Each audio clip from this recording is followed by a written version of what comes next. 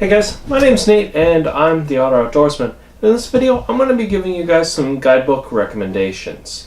I'm going to start off with some general recommendations for ones that are either broad to North America or just a general overlook of general topics. Some ones that are, a couple ones that I have that are kind of just to Eastern North America, and then a couple ones that are local to New England themselves. But let me start with the general topic ones. The first one being, if you have any interest in trees, the Peterson's Guide to Trees. It's a good little tree guide. It gives you pictures. It fits perfectly in your pocket. Sometimes I like to bring this on a hike. It doesn't give you much information on the tree outside of what it looks like, its area, and things like that, so I wouldn't recommend using it for anything if you're looking for edibility. But if you're looking to try and identify certain trees, it's a good little pocket guide to have on you. Another good one is a good reference guide for cooking. It's called the Scout's Outdoor Cookbook. Now, this cookbook is really good. It has a lot of different types of recipes that use a lot of different types of things, and it's really geared towards outdoor cooking, obviously. It is also geared to different types of outdoor cooking, which is really nice. It can be anything towards base camp cooking to backpacking, and it sections those. So it tells you what type of camping those recipes are based on, or based for. And it also divides them up by breakfast, lunch, and dinner, snacks, dessert, all those things. It's a good price ranged book, and I like using it for a reference when it comes to me and recipe books or cookbooks. I tend to not use them for the recipes themselves. I tend to use them to come up with my own, but that's just how I am as a cook. The next are two different survival books. I'm not a survivalist myself, but as an outdoorsman, as an outdoor enthusiast, I do tend to study it a bit. I do study it. So one of them, it's a good one by Ray Mears, The Outdoor Survival Handbook. This one is really good. It gives good picture demonstrations.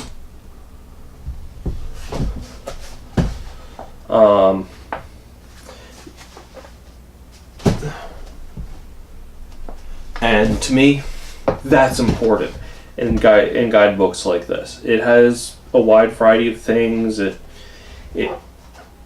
even shows you how to process game or fish, at least in this case. But to me, a book like this needs to be able to be a general purpose book. And where he's based in the UK and I'm based in North America, and specifically New England, this book is still valid enough that I can use it in my region, and it's still valid to me, and that's important to me. Which brings me to the next guidebook that I do recommend. If you do like survival, the SAS Survival Handbook definitely is a must-read. If not a good skim, it has a lot of good pictures, has a lot of good information.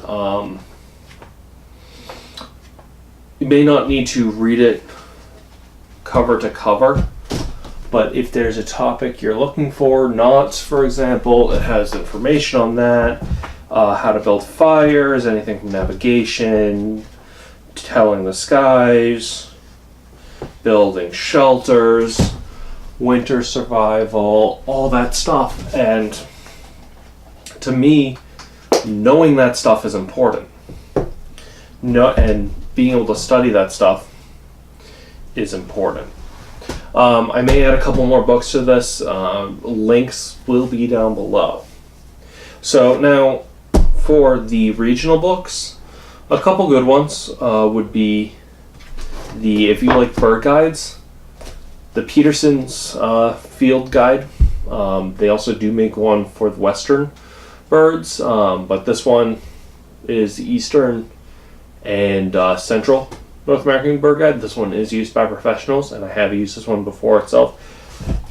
This one is really nice, and one of the things I like is it organizes it by species and where it is. It also gives you pictures, regional information, habitat information, kind of some song information, and like just where you can find it information, along with basically information on what it looks like and all that different stuff, which would help you in the identification. This is definitely my go-to book when it comes to bird watching. If you are looking for something more in the lines of wild edibles, this is a book I use and abuse, and this book shows it. The Peterson's Wild Edible Guide. Now, this book is phenomenal. I've shown it off before in videos. I carried it in a Hidden Woodsman belt pouch. That belt pouch was actually designed to carry this book. This book is very good. It's light, has a good amount of information. It gives you information that you need. It'll actually show you which plants are poisonous. It'll also show kind of like a black and white picture, but it organizes them by color, by leaf structure.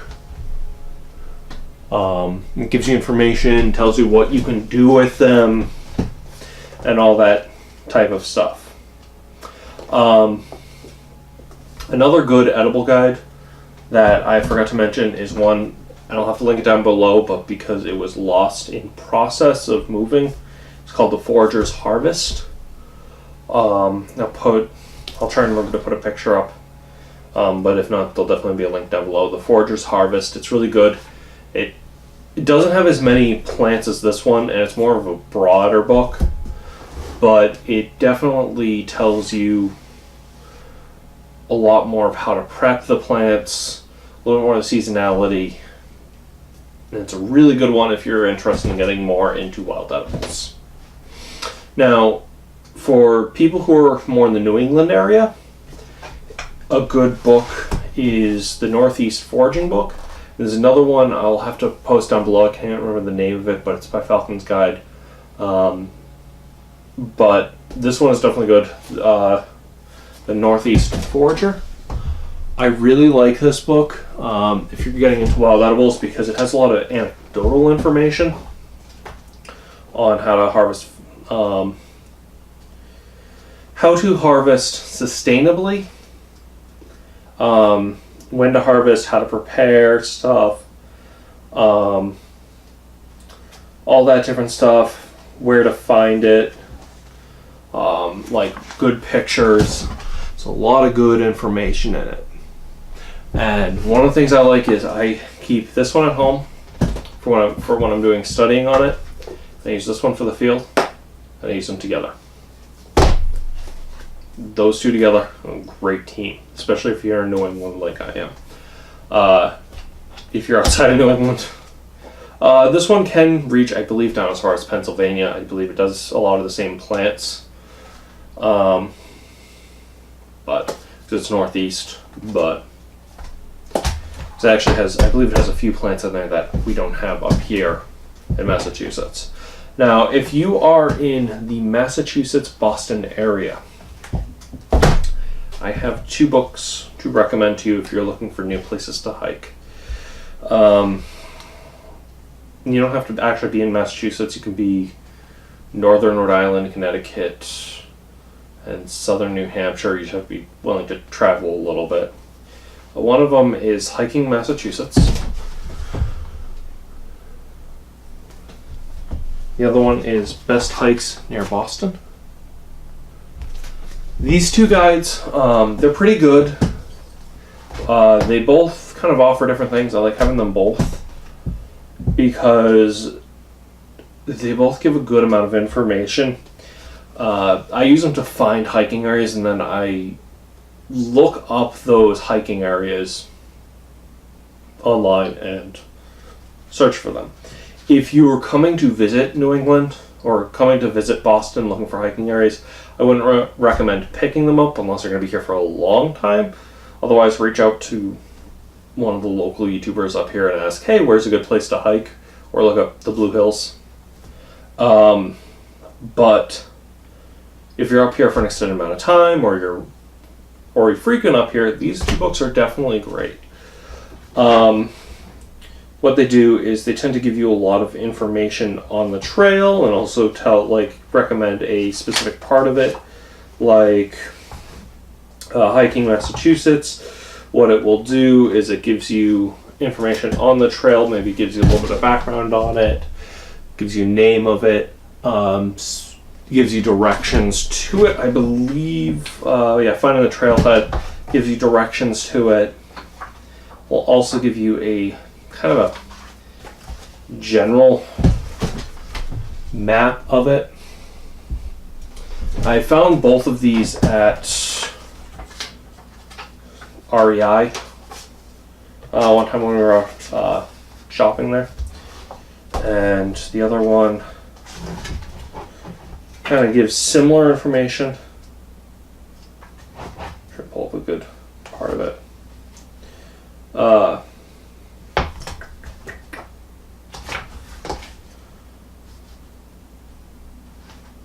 I'll give you some information on it. And some of them with some of the hikes, they'll give you instructions on it.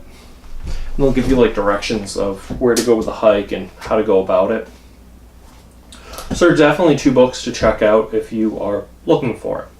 Now, with both of these books, I will, with all of these books and even some extra ones, I will post some links down below, and definitely for you to check them out. Especially if you are interested in any of these field guides. These are ones that I tend to use frequently or reference in my free time. But anyways, my name's Nate. I'm the Otter Outdoorsman. This has been some of my recommended field guides. You have a good day. Remember, get out in the woods and have some fun. See you, everyone.